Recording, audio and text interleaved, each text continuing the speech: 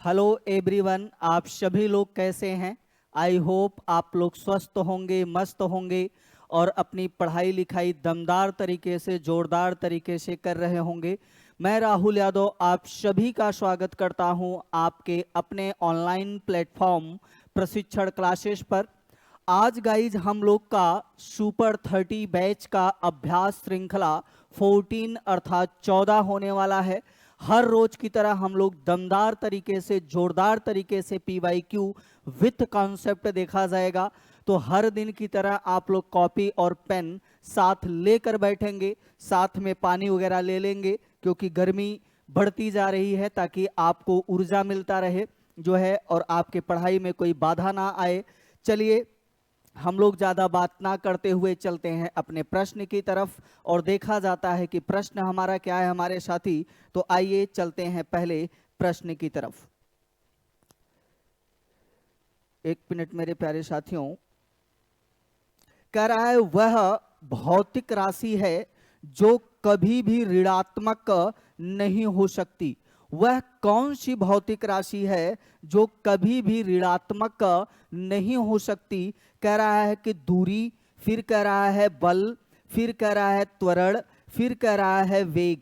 तो आप लोग कमेंट कीजिए कि इनमें से कौन सा ऋणात्मक नहीं हो सकता है। अगर हम बात करें तो कौन ऋणात्मक कभी भी नहीं हो सकता, तो हमारा डिस्टेंस जो होता है हमारे साथी जो है कभी भी वह ऋणात्मक नहीं हो सकता है।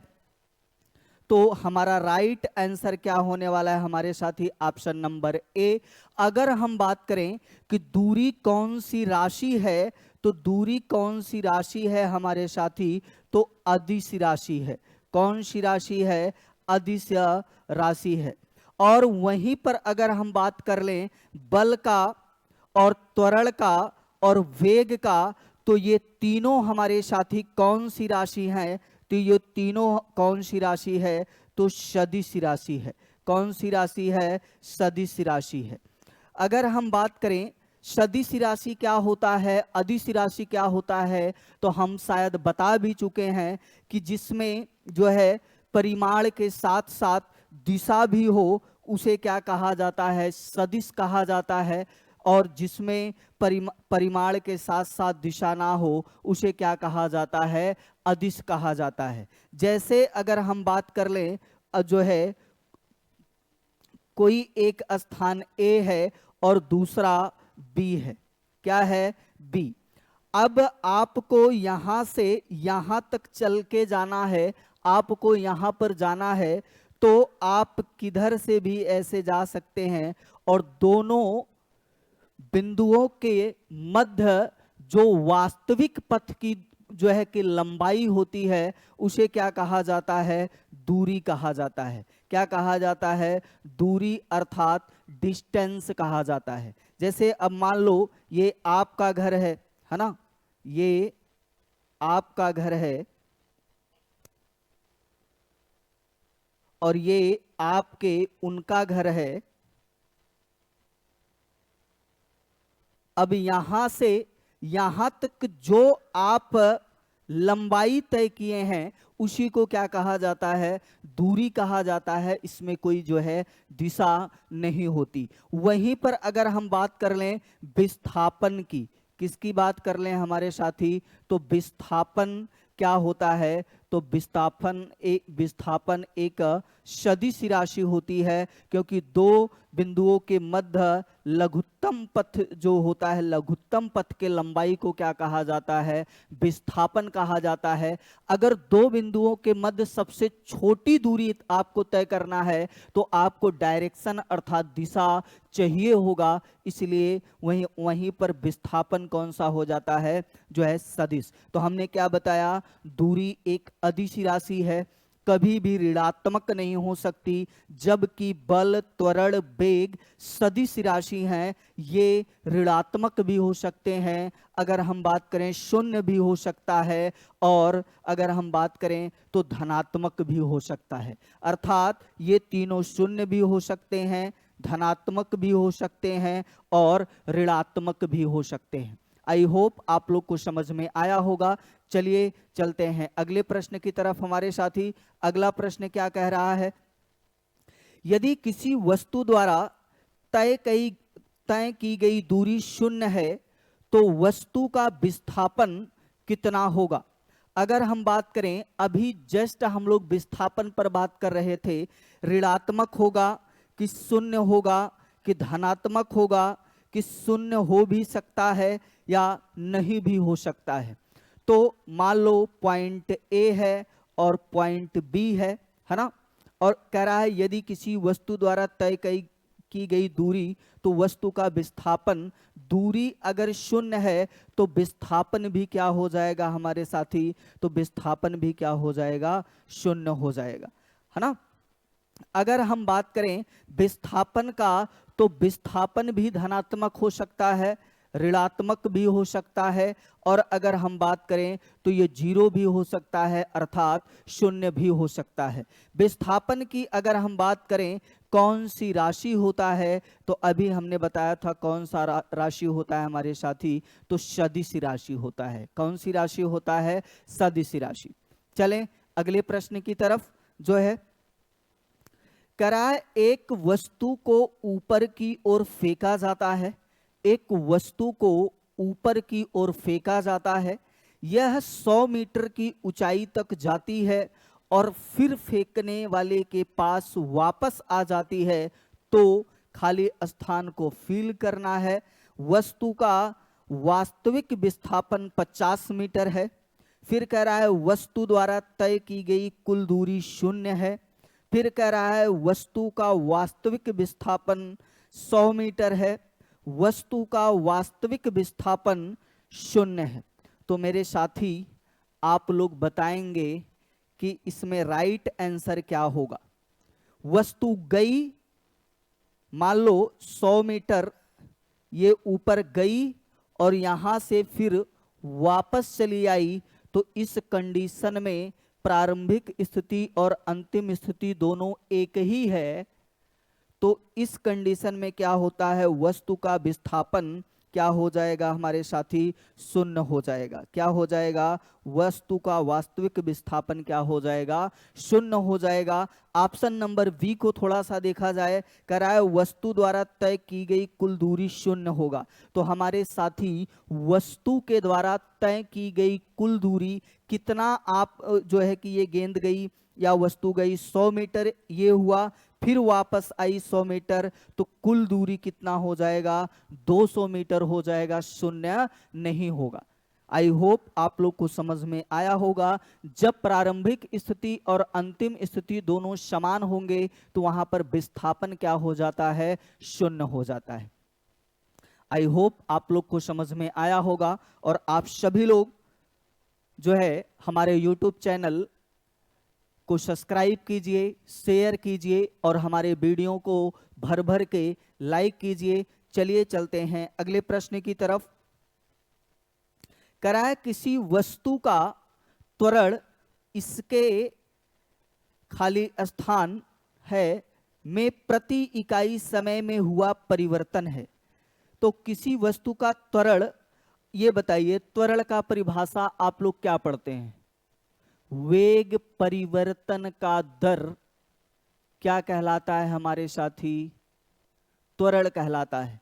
ऑप्शन में क्या कह रहा है, वेग है कि बल, संवेग, विस्थापन। चलिए आप लोग हमको कमेंट में बताएंगे कि संवेग कौन सी राशि है और संवेग का SI मात्रक क्या है।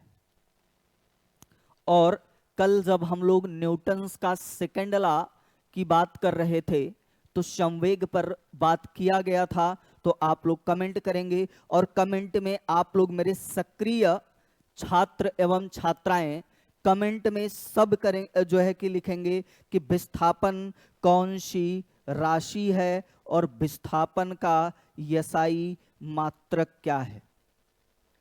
वहीं पर अगर हम बात करें तो फोर्स का भी लिखेंगे आप लोग, जो है इसका फोर्स का SI मात्रक कौन सा मात्रक हमारे साथी, और इसका CGS मात्रक। और सीजीएस मात्रक में ये भी लिखेंगे कि 1 न्यूटन बराबर कितना डाइन होता है ना। वो वाली डाइन नहीं जिससे हम लोग डरा करते थे, है ना, ये फिजिक्स वाली डाइन की बात हो रही है।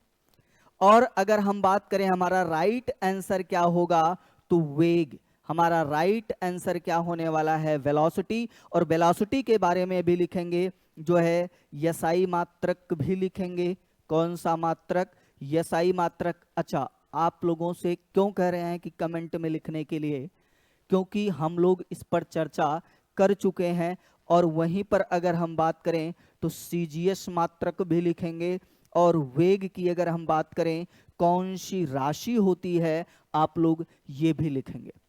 चलिए, आई होप आप लोग को समझ में आया होगा। चलते हैं अगले प्रश्न की तरफ। अगला प्रश्न क्या कहता है, हमारे साथी क्या कह रहा है। तो अगला प्रश्न है, यदि 10 किलोग्राम द्रव्यमान की किसी वस्तु, किलोग्राम द्रव्यमान की किसी वस्तु पर 20 न्यूटन का बल लगाया जाता है तो त्वरण कितना होगा। चलिए सॉल्व कीजिए, त्वरण कितना होने वाला है, सॉल्व कीजिए जल्दी। त्वरण हमको बताइए कितना होने वाला है। हम लोग किस फार्मूले पे रखने वाले हैं हमारे साथी, तो F बराबर हम लोग क्या पढ़े हैं, M इंटू ए। कितना न्यूटन का बल दिया है हमारे साथी, अगर हम बात करें तो 20 न्यूटन का बल हमें दे रखा है। अगर हम वहीं पर बात करें, फिर हमको क्या दिया है, जो है द्रव्यमान कितना दे रखा है, तो 10 दे रखा है। अगर हम बात करें हमको ज्ञात क्या करना है हमारे साथी, तो त्वरण ज्ञात करना है। जब आप इधर इसको पंचांतर करके लाएंगे तो 20/10 इक्वल टू में हमें क्या मिल जाएगा, a। और इसको सॉल्व करेंगे हमारे साथी तो 10 1 जा 10 और 10 2 जा कितना होता है 20। तो हमें मिला क्या, a इक्वल टू 2 मिला, अर्थात a बराबर 2। और a क्या है, त्वरण है। और त्वरण का अगर हम बात करें जो है यसाई मात्रक क्या होता है, तो मीटर प्रति सेकंड स्क्वायर होता है। तो कहीं आपको ऑप्शन में ये दिख रहा है, तो जी सर जो है कहाँ दिख रहा है, ऑप्शन नंबर डी। हमारा राइट आंसर क्या हो जाएगा, ऑप्शन नंबर डी। चलें अगले प्रश्न की तरफ साथी, आइए चलते हैं अगले प्रश्न की तरफ। कराए यदि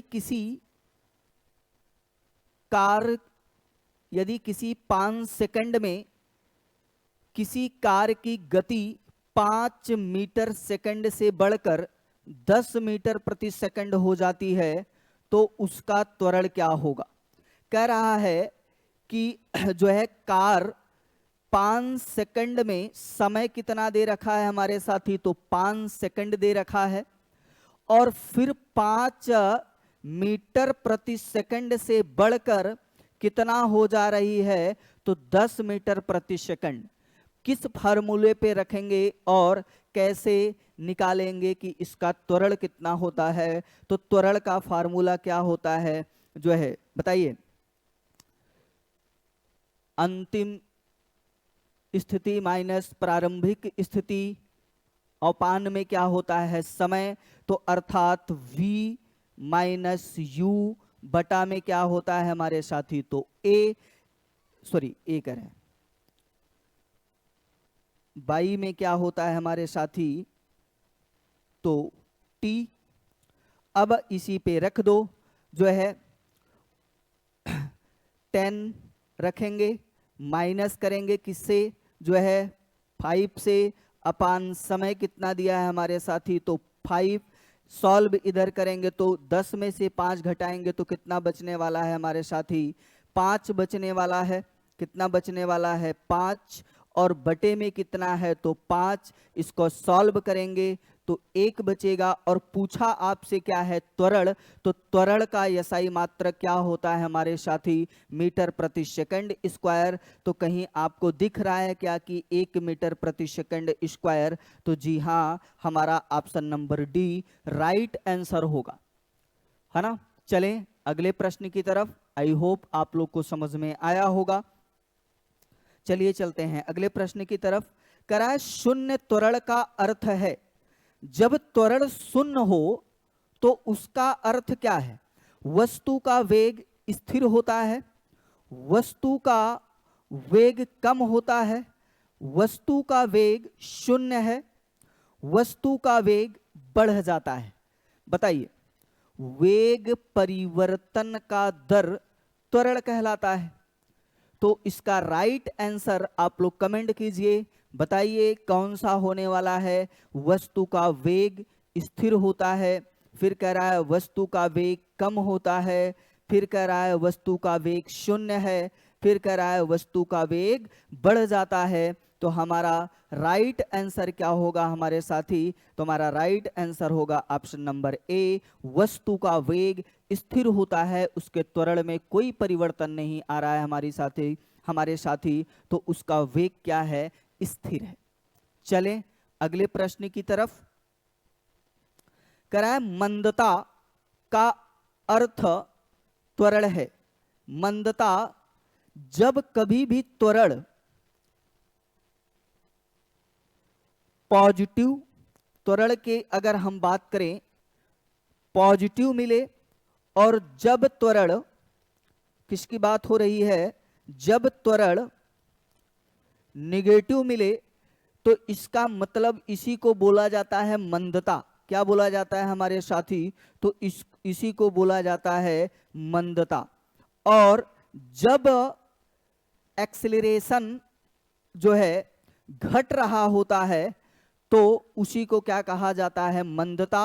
अर्थात बताइए, अगर आगे हमने बताया माइनस हो रहा है तो क्या होगा? ऋणात्मक। तो बताइए हमारा राइट आंसर क्या होगा हमारे साथी? तो ऋणात्मक होगा। क्या होगा? ऋणात्मक होगा। शून्य नहीं होगा। धनात्मक होता तो मंदता की बात ही नहीं होती। कह रहा है उपर्युक्त सभी विकल्प, ऐसा कुछ भी नहीं।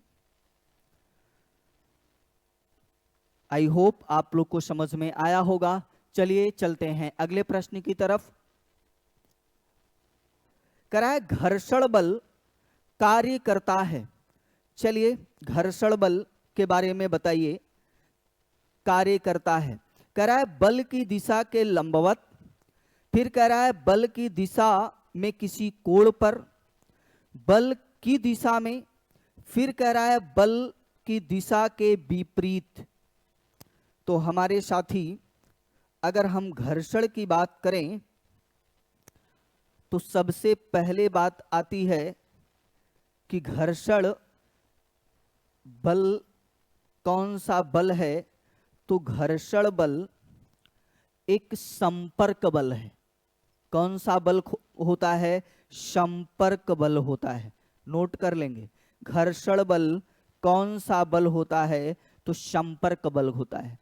जब तक दो वस्तुएं आपस में संपर्क में नहीं आएंगी तब तक जो है घर्षण बल कार्य नहीं करेगा।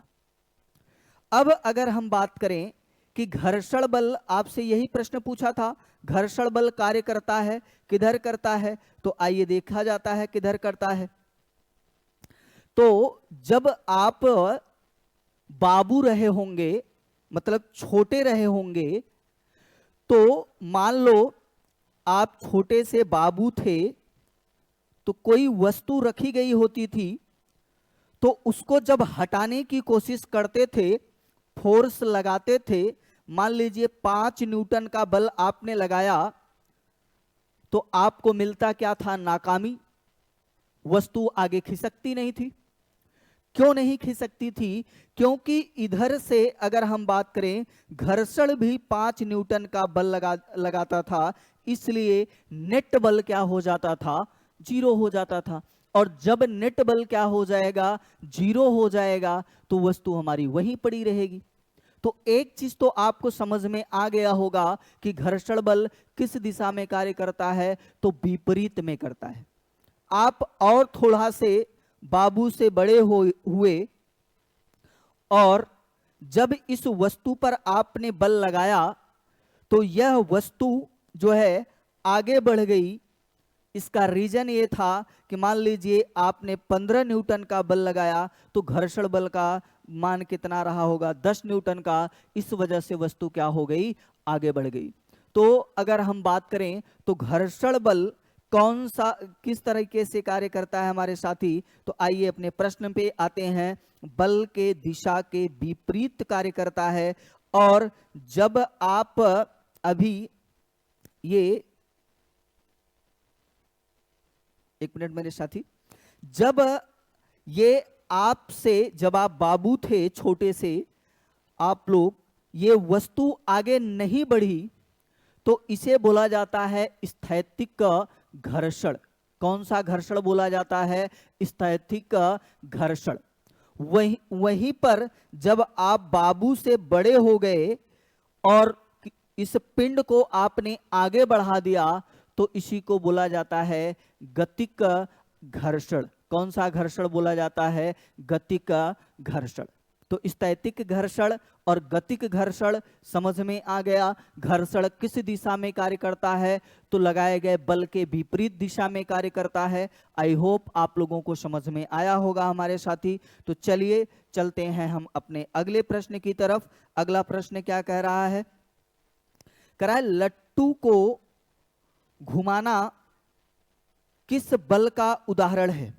लट्टू को खूब नचाए होंगे, खूब घुमाए होंगे और वह नाचता है, तो कह रहा है केंद्रीय प्रमुख बल, सेंट्रीपिटल फोर्स, फिर कह रहा है अपकेंद्री बल, फिर कह रहा है गुरुत्वाकर्षण बल, घर्षण बल।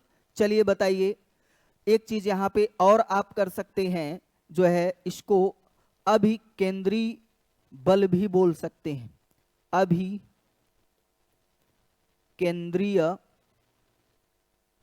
बल। तो चलिए बताइए राइट आंसर क्या होगा। कॉन्सेप्ट को ध्यान से समझिएगा। अभिकेंद्री बल और अपकेंद्री बल, जब कभी केंद्र की तरफ, अंदर की तरफ बल कार्यरत होगा, कार्य करेगा, तो उसे अभिकेंद्री बल कहते हैं। जैसे जब कभी आप साइकिल को चलाते समय साइकिल को जिस दिशा में घुमाते हैं, आप अपने शरीर को भी उसी दिशा में जब फोल्ड करते हैं, घुमाते हैं, तो कौन सा होता है, जो है अभिकेंद्री बल। कार को जब आप घुमाते हैं तो उसी दिशा में आप, जो है आपकी बॉडी भी घूमती है, तो वो कौन सा बल, अभिकेंद्री बल। अप का मतलब होता है बाहर। क्या होता है, बाहर। जब कभी बाहर की तरफ बल लगेगा तो कौन सा होगा, अपकेंद्री बल। कौन सा होगा, अपकेंद्री बल। तो आई होप आप लोग को समझ में आ गया होगा कि जब अंदर की तरफ, केंद्र की तरफ बल लगेगा तो अभिकेंद्री बल, और जब बाहर की तरफ बल लगेगा तो कौन सा बल, अपकेंद्री बल। तो हमारा लट्टू का घूमना किसका उदाहरण है, तो जो है लट्टू का घूमना, हमारा राइट आंसर क्या होने वाला है, अभिकेंद्री बल या केंद्रीय प्रमुख जो है बल। आई होप आप लोग को समझ में आया होगा। चलिए चलते हैं साथी अगले प्रश्न की तरफ। अगला प्रश्न क्या कह रहा है, कह रहा है जब कार एक मोड़ लेती है, चलिए अभी समझाया था, जब एक कार मोड़ लेती है तो वह कौन सा बल है जो हमें बाहर की ओर धक्का देता है। बाहर की ओर की बात कर रहा है, केंद्र की ओर की नहीं कर रहा है। तो हमारा राइट आंसर क्या होने वाला है हमारे साथी, तो अभी तो बताया था जब बाहर की ओर बल लगेगा तो कौन सा बल लगेगा, अपकेंद्री बल। अर्थात हमारा कौन सा ऑप्शन सही होगा, ऑप्शन नंबर बी हमारा राइट आंसर होगा। और जब अंदर की तरफ लगेगा तो कौन सा बल होगा, अभिकेंद्री बल। कौन सा बल, अभिकेंद्री बल। चलिए चलते हैं अगले प्रश्न की तरफ हमारे साथी। तो आज के लिए बस इतने ही प्रश्न हमारे साथी। एक मिनट मेरे साथी, शायद और प्रश्न है। अच्छा, एक प्रश्न और है, कह रहा है जब कोई वस्तु एक समान वृत्तीय गति से घूर्णन करती है तो प्रत्येक बिंदु पर इसका बदल जाता है। क्या बदल जाता है, आप लोग कमेंट करिए जल्दी, क्या बदलता है। द्रव्यमान बदलता है कि जड़त्व बदलता है कि वेग बदलता है कि दाब बदलता है? तो मेरे साथी बताइए क्या बदलता है? और वृत्ति गति की बात कर रहा है, वृत्ति गति की बात कर रहा है, तो हमारे साथी क्या बदलता है? तो वेग बदल जाता है। क्या बदल जाता है? वेग हमारा प्रत्येक बिंदु पर क्या होता है? बदलता रहता है। आई होप आप लोग को समझ में आया होगा। चलिए चलते हैं अगले प्रश्न की तरफ। मेरे साथी आज के लिए बस इतने ही प्रश्न, फिर मिलते हैं अगले अभ्यास श्रृंखला में। तब तक के लिए आप लोग स्वस्थ रहिए, मस्त रहिए और दमदार तरीके से पढ़ाई लिखाई करते रहिए जो है। चलिए मिलते हैं आप सभी से अगले वीडियो में, अगले अभ्यास श्रृंखला में। आप सभी का धन्यवाद। Thank you.